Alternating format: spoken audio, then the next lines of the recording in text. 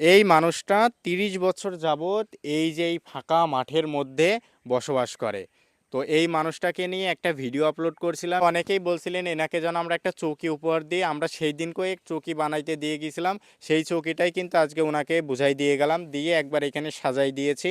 চাচা, আপনার এই চৌকিটা পেয়ে ভালো হয়েছে না এবার? ভালো হয়েছে, একটু ভালো হয়েছে। আগে কোনটা ব্যবহার করতে আসেন আমি আপনাদেরকে দেখাই। এই যে আগে এটা পরে উনি শুয়ে থাকতো, এটা একদম ভেঙে গিয়েছিল। তো এটা দেখার পরেই কিন্তু ওনার জন্য এই চৌকিটা ব্যবস্থা করছি। আর এনার ঘরের অবস্থা দেখেন যে কি অবস্থা। এই জায়গায় যে উনি থাকে, খুব কষ্টে থাকে। এই যদি ঝড় বৃষ্টি হয় সেই সময় তো এনার ঘরটা একদম নষ্ট হয়ে যায়।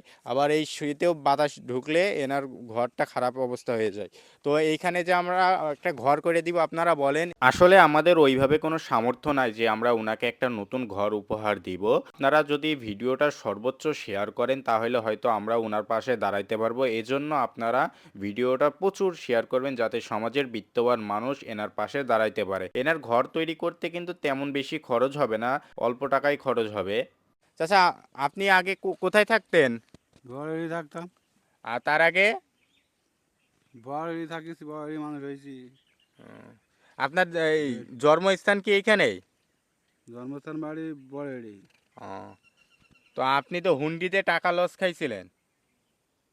সে সব মার গিয়েছে। এই চৌকিটা আপনাকে দিয়ে গেলাম আর সব উপহার কিন্তু আপনাকে বুঝাই দিয়ে গিয়েছি। ভালো হয়েছে ওকেটা দিয়ে। চৌকিটা ভালো হয়েছে না?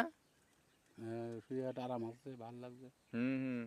এই জিনিসপত্রগুলো এবার ভালো করে রেখে দিবেন, নষ্ট করবেন না। মাছ আগে তাইলে ঠিক আপনার হচ্ছে, হ্যাঁ, মাছায় থাকাকালীন তো নষ্ট হয়ে যেত।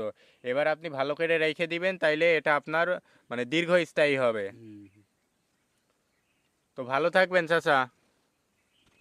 আচ্ছা।